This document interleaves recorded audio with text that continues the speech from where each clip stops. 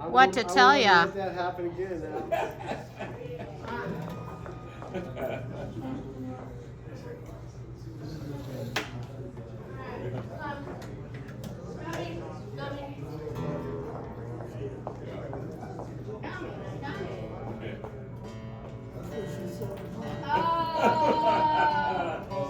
With the jokes. One more. I'm so excited. Did I start this video? I'm Oh, so yeah. excited You're because good. I get to play with Mimi tonight. Woo-hoo! Yeah, you are. That's exciting. Okay. Get my drink. Boys. Yes. I'm completely warmed up. You want to, Look at this. I wrote it down though, so I don't fuck this verses up. Yeah. Look at this. You asked me to write that down and I didn't do it until this moment. But I did it. All right. Bootstrap, are you guys ready for tonight? Come on. This is the event of Longmont on a Monday night. Absolutely. We're so glad you're here. This song we're about to sing, Danny, tell them. we've never done it before. Absolutely not. This is going to be a shit show. First So time ever. have a lot of fun. I'm highly emotional at all times. And I asked Denny to play just the song of my life, Both Sides Now, Joni Mitchell. And I'm going to sing with him. I have not sang today, and I have pretzels in my mouth. Let's go.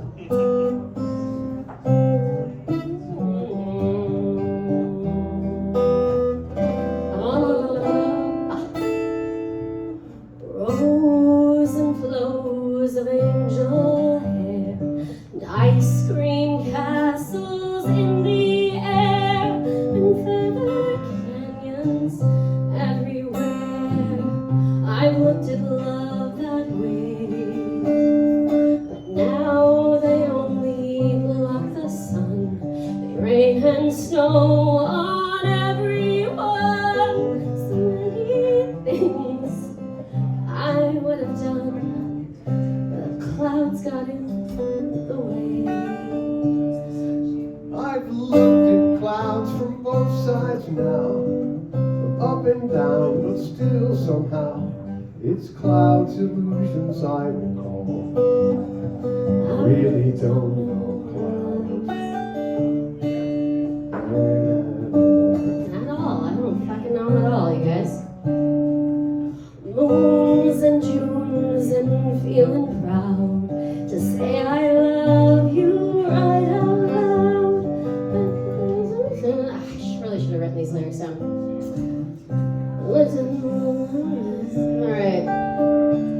But now it's just another show. You leave them laughing when you go. And if you care, don't let them know. Don't give yourself away. I've looked at love from both sides now, give and take, and still somehow it's love's illusions I recall. Really don't know love. Yeah.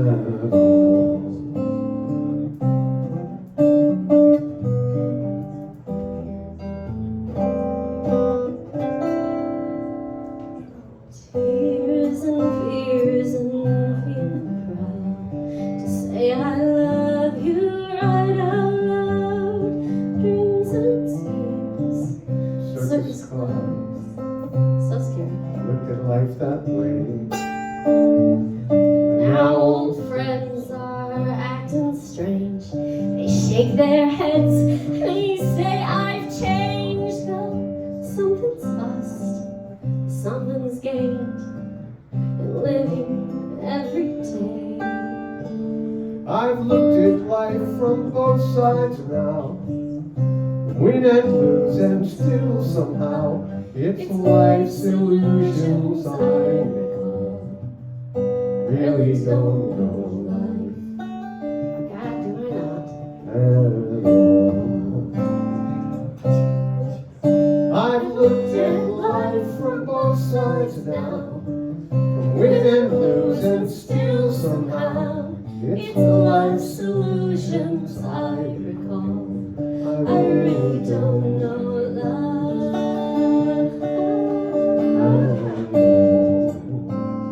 She sure don't.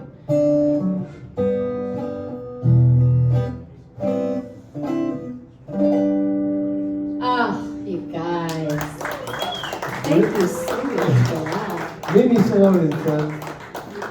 Oh my gosh. You guys, give it up one more time for Denny. I mean, this guy, he comes every single week and sets up this space for us and just lets the bullshit flow. I mean, whatever you want to do on this stage, I think he would accept, which is actually frankly terrifying. Most things.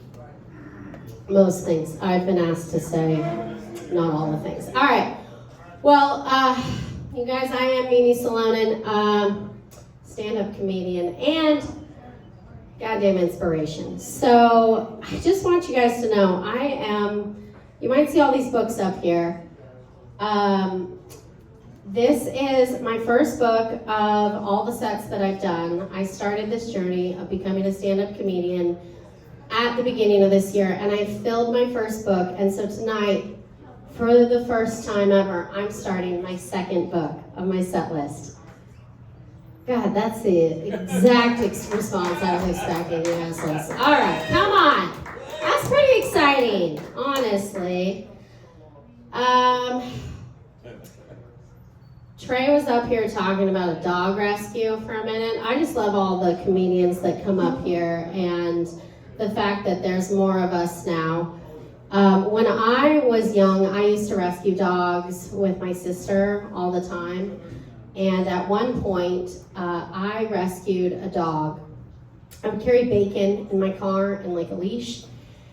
And I rescued this dog, and it was back in the day before Facebook, so we would have to put a literal ad in the paper, right? It was grassroots rescue. And we put an ad in the paper for this dog. I found him in the storm. I had to like lure him into my car. And about a week later, someone responded to the ad. They came, it was the owner, they claimed their dog, and we were like, so where do you guys live? And they told us the address, and I realized I had kidnapped a dog from its front door. I do the Lord's work. As a white woman, I think you guys know, we typically get it all right, every time. We are always on the right side of history. It's super fun being us. Okay, so on this new journal, I had to write, so this is one of Maya Angelou's. If you can't see, this is her writer's journal. And I got this from a little bookshop up in Edwards called The Bookworm. It's a great bookstore. But on the first page, you have to say, I'm blank phenomenally. Phenomenal blank, that's me. That's a very famous Maya Angelou poem. So I filled in, I'm an inspiration, phenomenally. Phenomenal Mimi Salonen. That's me. Me. Doesn't that work well, you guys? Don't you think? All right, so just when you think Maya Angelou, you think Mimi Salonen, all right? I think those are two correlated things right there. But I like on this journal that it's got like a little passage on each one, on each page. It's got like a little inspiring quote. I'm all about fucking inspiring quotes. I'm very millennial that way. So it says, all great artists draw from the same resource, the human heart. And I love that. I love that so much.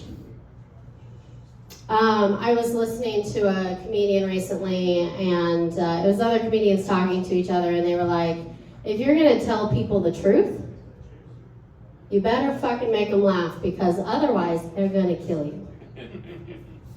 And I feel that deeply. Being a stand-up comedian, I've told a lot of secrets from this stage. And that's the best way I can describe my stand-up comedy to people. I'm like, I don't know if you want to be, I like to be incredibly vulnerable in an uncomfortable way on a stage. That's stand-up comedy. And hopefully people laugh, but sometimes they don't. And that's pretty fun as well. My mom is staying with me right now, and I was showing her all the art that we had hung up in our house. And so I was like taking her around, like, oh yeah, you remember that? Got that up in the hall, just showing her the decorating things that we were doing.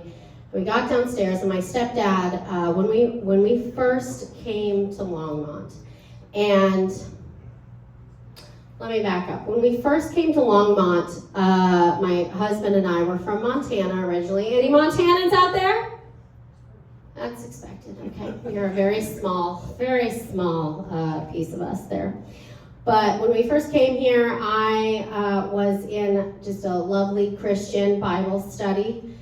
And I was just trying to make my way as a 23-year-old married woman, just trying to be the best, most perfect person I could be. And I joined this Bible study, and I had all these amazing friends, I thought. And I told them, the fourth week, I was like, yeah, my husband and I, we just bought our first home in Longmont. And my friend Hannah, who's lived here her whole life, goes, oh my God, you bought in Schlongmont? You guys. Did you guys know we were called Schlongmont? I was so embarrassed to be in this uncool place. But now, fucking Schlongmont, right? Come on, give it a little yeah! Woo! Let's go Schlongmont. I love that so much. But anyways, when we bought that house, as we were doing the final walkthrough, they had left some stuff in it, and in the upstairs bedroom was this old grandfather clock that was broken. And we were like, are they taking that? And they're like, no, you can have it. My father-in-law, or my stepdad, the same thing, really. He was like, oh, I'll take that. I think I could fix that. And he fixed that clock. And then that really sent him down a clock spiral. There's a lot of old people in this audience. Al, are you into clocks? No, but I'm old. Oh, God. Are you into clocks, Bob? No, you don't seem like somebody who really tracks time a whole lot in their life. No. Okay, yeah. Well, listen, I felt super old because I was like, Mom, look at the clock hanging on my wall. We got it up. And then my mom was like, oh, we are really into clocks right now. And she went through telling me all the clocks they had collected and had on their walls, and the cuckoos and where they were from, in the Black Forest of Germany. And I was like, this is the old person conversation I did not want to be a part of, Mom. Please stop. Please stop. Okay. But it is pretty expensive to buy a house out there. Would you agree? Oh, yeah. Who here in the audience is a homeowner? You. There's so few. Yeah. You're so silent. You're scared. I will ask you for money later, so that good on you for being so quiet, you guys. No. Yes, because the homes require so much maintenance and work. Oh my God. I thought we live in a new build, and we traded old house problems for new house problems. And Colorado prices are just absolutely insane. And I like going out to my neighbors and being like, hey, did you feel like being a millionaire would feel so good? Is this what you expected when you thought of $1 million home? This was exactly it. The skylight falling out the screen that doesn't stay in. The vinyl floor that's just coming up in little chunks. I love being a millionaire. It's super fun. No, but I went to Costco recently. Has anyone been to Costco out there? Do we love Costco? Yeah, we love Costco. Has anyone been to Costco on a gummy? It is the worst idea you could possibly have for your bank account. Sounds like fun. I was there the other day, and actually, I was there, and my kids are obsessed with sample ladies, as I am really. Let's give it up for the sample ladies. Come on, Costco sample ladies. They are fixing problems that I don't think our society actually has, which is they don't allow children to just take samples from them anymore.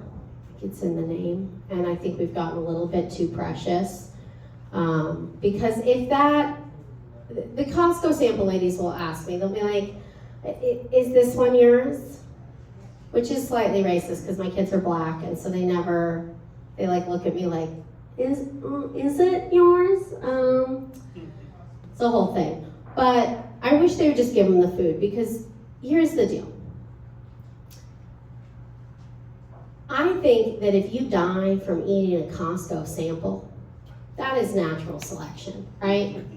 Like that is, I mean, if I have a little girl who comes to my house every single week, and that little girl has a peanut allergy. And do you know what I hear every single week? Mimi, remember I have a peanut allergy. These kids they're telling us they're gonna be fine. They're not gonna die from the Costco sample ladies. So just, Costco, ease up on them mashed potatoes, all right? But keep the $1.50 pop and hot dog deal. For the love of God, it's the only thing stable in my life at this point. It is essentially daycare for my children. I will just drop them off there.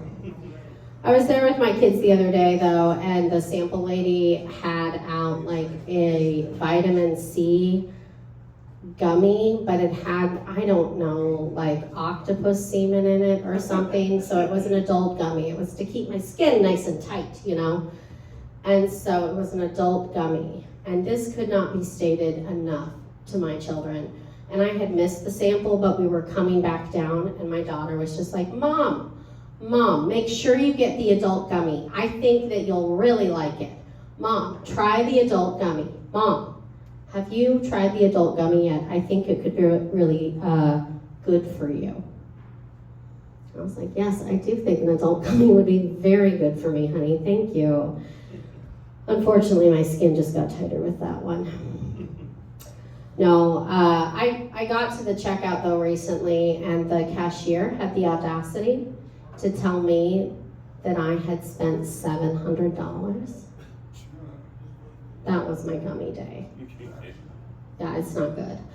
And I was just like, whoo, because at that point, I'm like, do I put back the Doritos or the fruit snacks?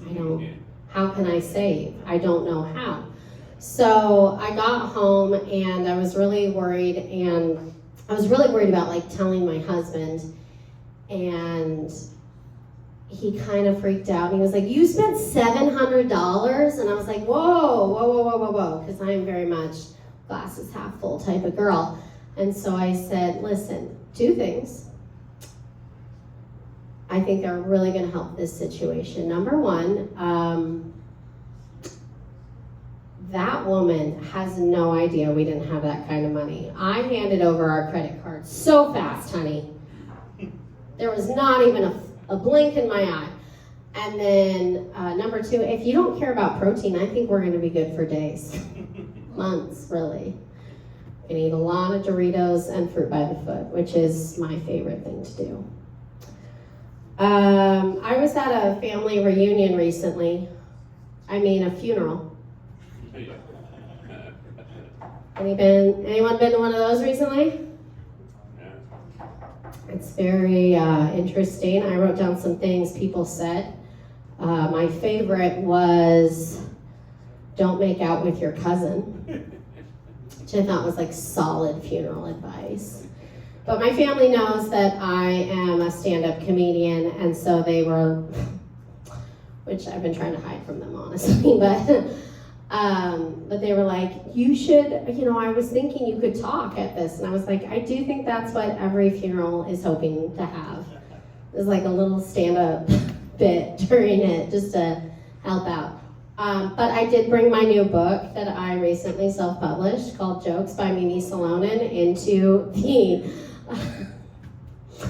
into the reception. And then I did a couple readings for them. And I was like, if this is not the worst level of being a human possible, I don't know what is.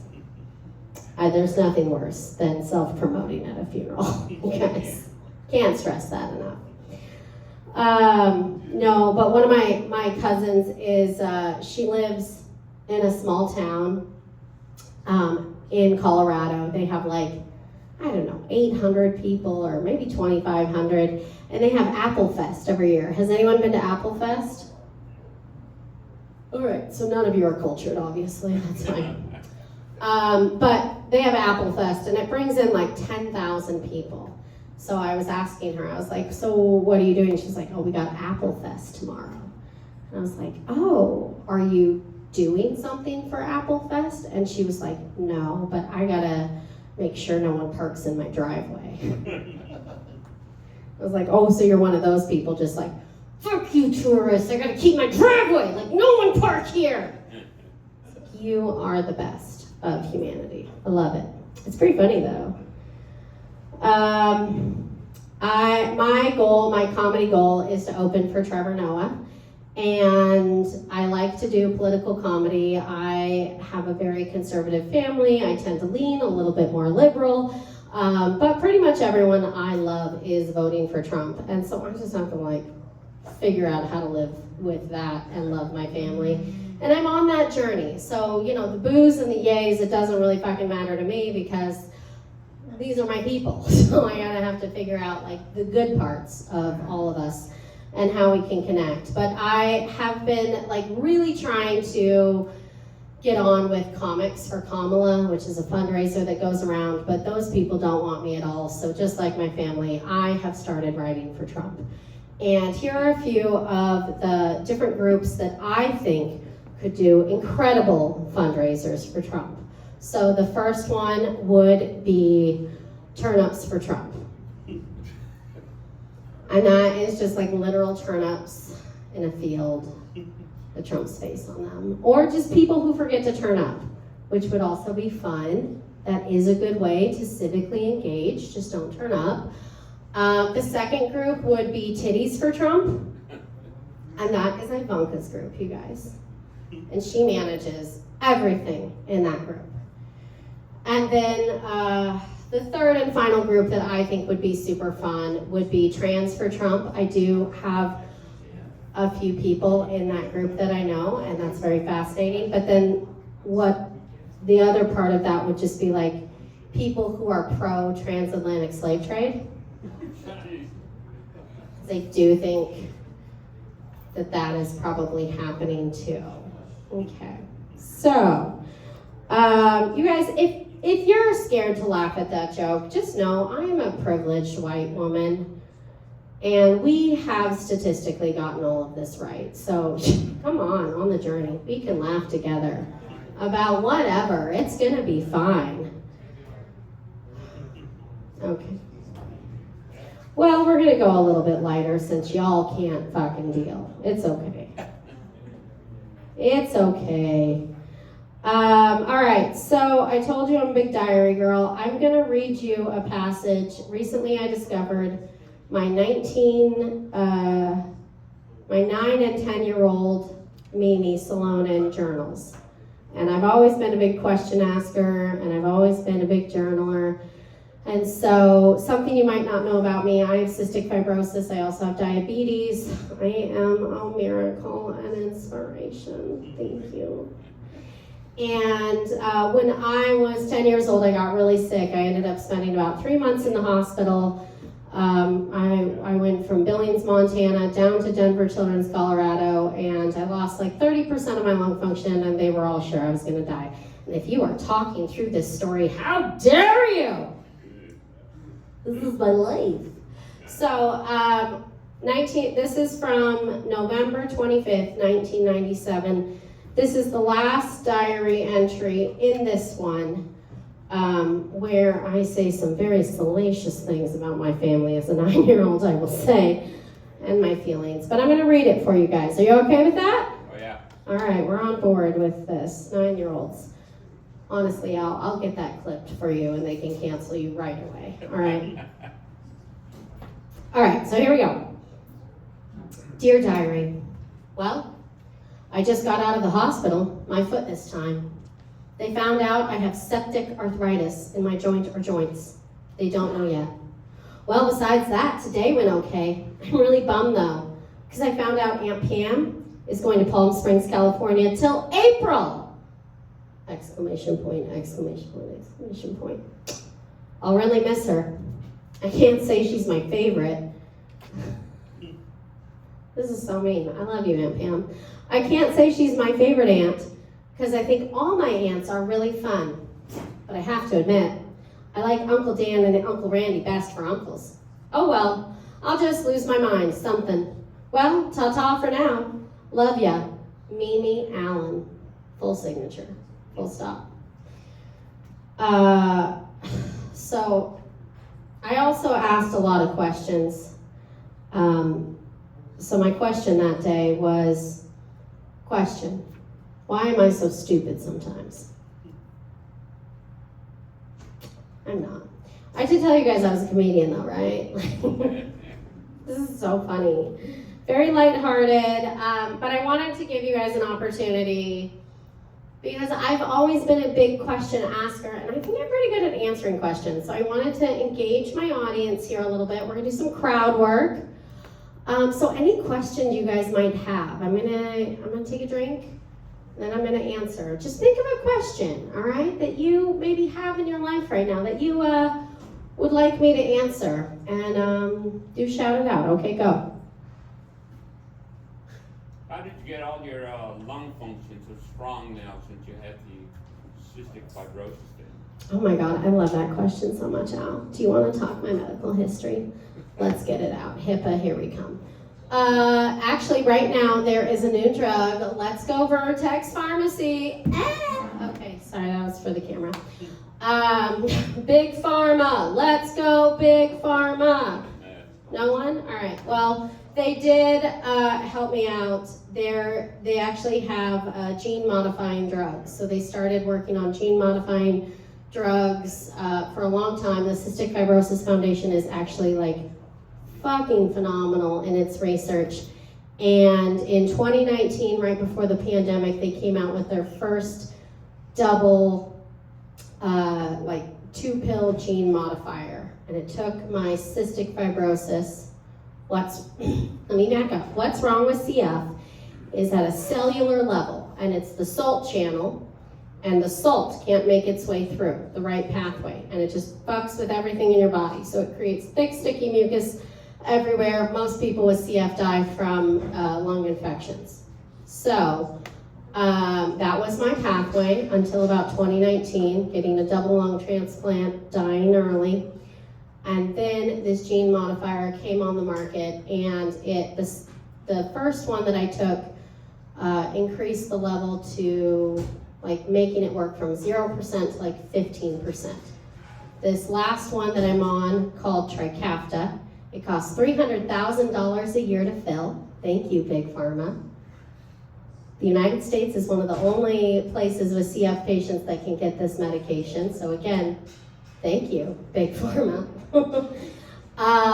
But it has changed my life. It's changed my life from being someone who was going to die early and was supposed to die a long time ago to someone who's a stand-up comedian and like following her dreams. Yeah. Give it up. That was inspirational as shit, I know. So I take that drug because I love drugs. Every day, 3 pills, and it has changed my life. Doesn't fix what's the damage that's already been done, but it does help me be able to not be in the hospital all the time. So, thanks for the question. Al, do you know someone with CF, or how? Yeah. Just following me? Yeah. And how much do you love CF now? Are you just all in on cystic fibrosis education? Oh, on the education, yes, but not on the cystic fibrosis. You don't want to have CF? I used to cough on my brother and tell him that he was going to get CF. It was one of my favorite things to do.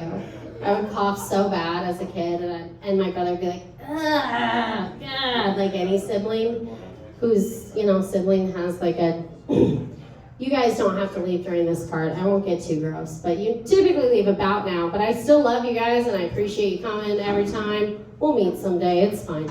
All right, yeah. Any other questions, though? Well, like, how catch cystic fibrosis from eating pretzels with you? Oh, for sure. I got all my germs on that shit. COVID and CF. It was like it's a pretty good combo. Actually, during COVID, I was like really anti-mask. Because as a CFer, I've always had to wear a mask. And all you assholes were taking my mask glory. And it's really hard. Okay, that joke's maybe too early. We'll try that in like 10 years. It'll be fine. You guys will be fine. Anything else? I got like a couple more jokes for you guys. Are you holding on for that? Yeah.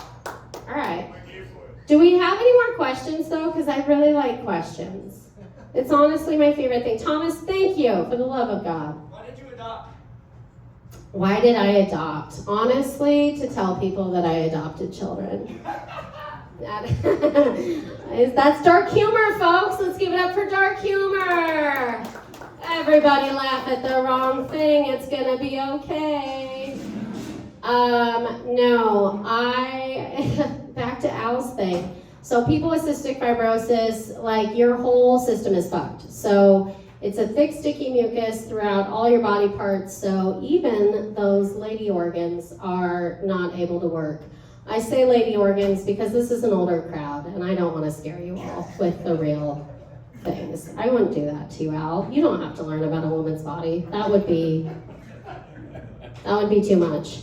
So, yeah, so then when I got on Trikafta, like everyone got fat because one of the things with CF is that you don't absorb calories, so you don't gain weight. So I was on a Snickers diet for like most of my life. It was like, please eat a Snickers bar every time you eat. It was my favorite thing to do around my siblings because my mom would buy like super fatty foods for me, but then my siblings would be like, oh my God, have you put cream on your cereal? It's delicious. And my mom would be like, okay, ease up on the mashed potatoes. But not for me. And so what I would do is lose my train of thought because these are all new thoughts for me. But with CF, everyone, when Trikafta came out, everyone gained weight. And then all these CF people started getting pregnant. And I was like, oh my God, I'd always thought I couldn't get pregnant. And then I was like, oh my God, maybe I can get pregnant. And so my husband and I, we just really went at it for like 6 months and I didn't get pregnant. And I was like, that's weird, let's see. But I was kind of scared because I didn't want to die carrying a baby too, which seems like there might be like an argument in this country going on about that too, but whatever. But I didn't want to die. And I was also like, why am I not getting pregnant? And we went to the gynecologist and they stuck a fucking whole wand up me. I don't know if you guys knew that. Again, Al, I don't want to scare you, but there's whole wands going up there. And that's like a vaginal ultrasound is what we're calling that. It's really rough. And they came back and they were like, well, crazy thing, you have gone through menopause. I was like, what?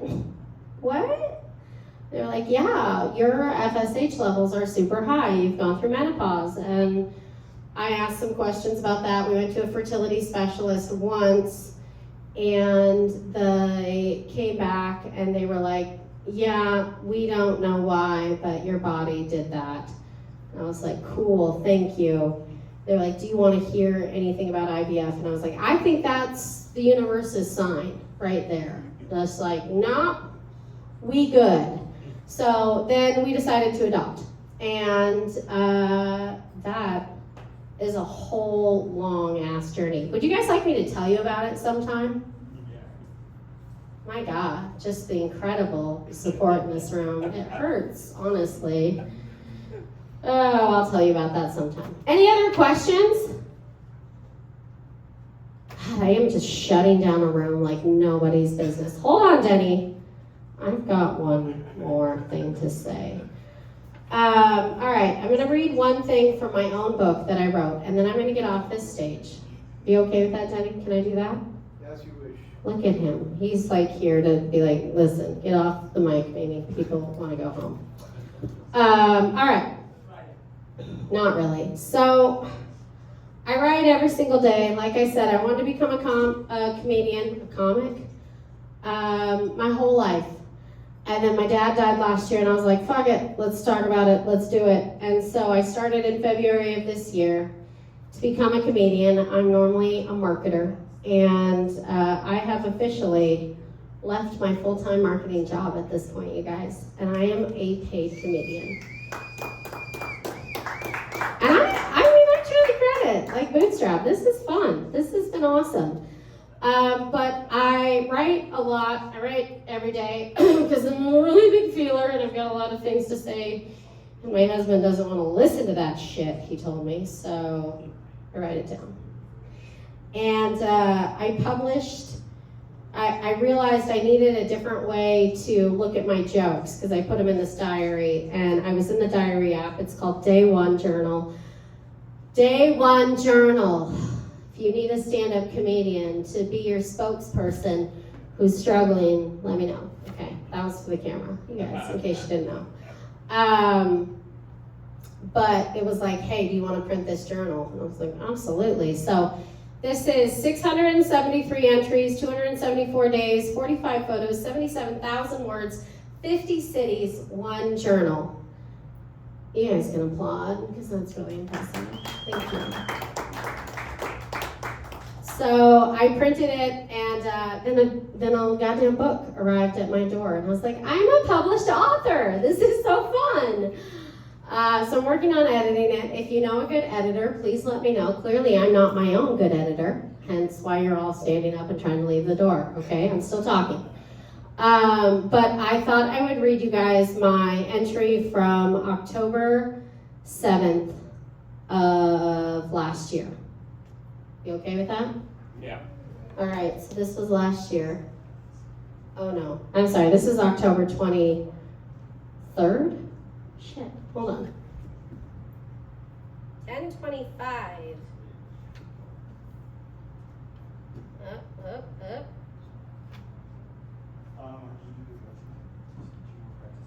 Okay. Hold on, I did write down like which one I wanted to read you guys, but... Oh, that's 10, oh, October 6th. Okay. All right. Okay, this is October 6th, 2023. 8:50 a.m. and I was in Scotland at my cousin's wedding, all right? Is there anything funnier than things being smaller than you thought they would be? I'm talking about ordering what you think is a 12-foot skeleton and it's 12 inches. I don't know what you were thinking about. Actually, I do. I'd like to speak for myself and maybe a certain other number of women out there. I'm not thinking about it, and nobody cares, guys. This is such a male-dominated room. It's fun, right? I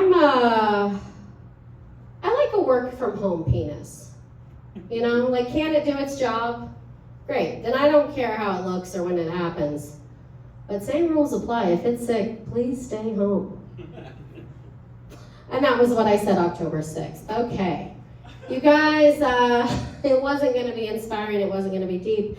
But it was going to be raw. So thank you guys so much for being a great audience. I don't know if you laughed, but I did feel like you were here with me in the room. And for that, I appreciate it.